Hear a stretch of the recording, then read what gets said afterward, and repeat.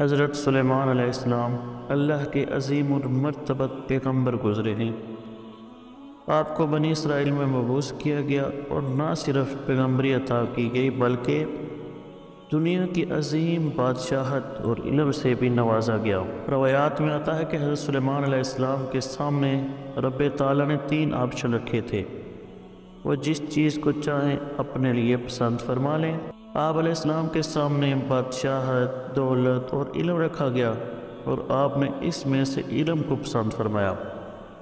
حضرت سلیمان کا انتخاب بارگاہ خداوندی میں مقبول ٹھہرا اور آپ کو باقی 2 چیزیں یعنی بادشاہت اور دولت علم کے ساتھ ساتھ دے دی گئی۔ آپ کی حکمرانی نہ صرف زمین، جمادات، نباتات، حیوانات پر تھی بلکہ جن و انس بھی آپ کے تابع تھے، جبکہ ہوا بھی آپ کے حکم کے تابع تھی۔ آپ کا ایک عظیم الشان تخت تھا جس پر بیٹھ کر آپ ہوا کے دوش پر دنیا بھر میں جہاں چاہے آتے جاتے اور سفر کیا کرتے تھے۔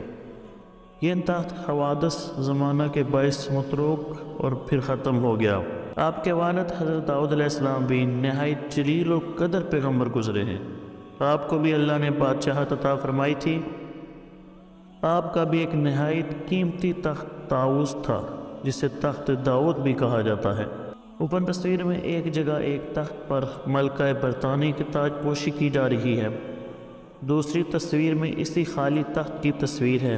اس تصویر میں تیر کے نشان سے ایک پتھر کی نشاندہی کی گئی ہے جو اس کرسی یا تخت کے بالکل عین نیچے ہے۔ یہ مقدس پتھر وہ ہے جس پر بیٹھ کر حضرت داؤد علیہ السلام کی تاج پوشی کی گئی تھی۔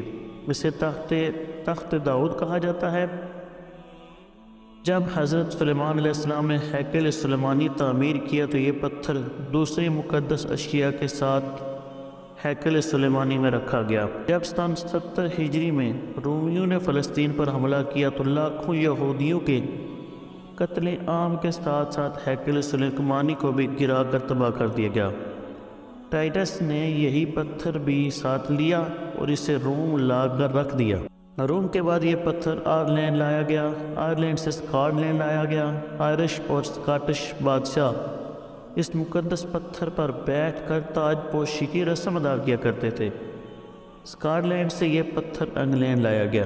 انگلینڈ میں بھی برطانوی بادشاہ اس تخت داؤد پر تاج پوشی کی رسم ادا کیا کرتے ہیں۔ یہ پتھر اس وقت ویسٹ منسٹر ایبی برطانوی پارلیمنٹ کے چرچ میں موجود ہے۔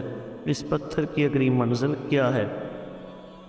یہودی اس تخت داؤد کو اس کی اپنی پرانی جگہ یعنی تیسری بار تعمیر کیے جانے والے ہیکل سلیمانی میں دوبارہ رکھنا چاہتے ہیں۔ یہودیوں کے عقیدے کے مطابق اسی تخت داؤد پر ان کا مسیحا آ کر بیٹھے گا اور ساری دنیا پر حکومت کرے گا۔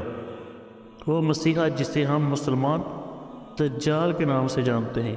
عیسائیوں کا عقیدہ ہے کہ اس تخت پر ان کے مسیح حضرت عیسیٰ علیہ السلام آ کر بیٹھیں گے۔ یہ تو آپ کو بھی علم ہوگا کہ اس ہیکل کے تمام حصے یہودیوں نے تیار کر رکھے ہیں، صرف ان کو نصب کرنا باقی ہے۔ یہ ہیکل عین اسی جگہ تعمیر کیا جائے گا جہاں اس وقت مسجد اقصیٰ موجود ہے۔ اس مقصد کے لیے گنبد صغریٰ اور مسجد اقصیٰ کو شہید کیا جائے گا۔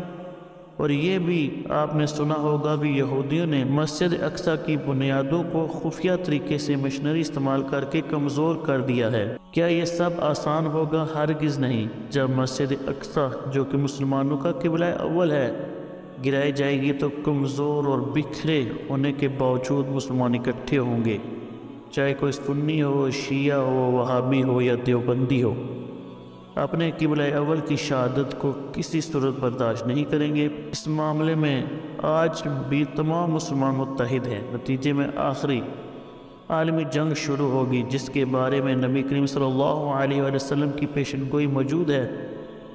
وہ اتنی خوفناک جنگ ہوگی کہ حدیث پاک میں ہے کہ اس جنگ میں اتنی خون ریزی ہوگی کہ زمین لاشوں سے اٹ ہو جائے گی۔ ایک پرندہ زمین پر خالی جگہ کی تلاش میں اڑے گا لیکن اسے زمین پر ایسی کوئی جگہ ایسی نہیں ملے گی جہاں انسانی لاشیں نہیں ہوں گی۔ حتیٰ کہ وہ تھک ہار کر گرے گا تو جہاں گرے گا وہاں بھی لاشوں کا ڈھیر ہوگا۔ یہ جنگ ہر صورت ہو کر رہے گی۔ اس آخری جنگ کا ذکر تمام مذاہب کی کتابوں میں، ہر منجد و حتیٰ کہ ہندو کی کتابوں میں مہایت کے نام سے موجود ہے۔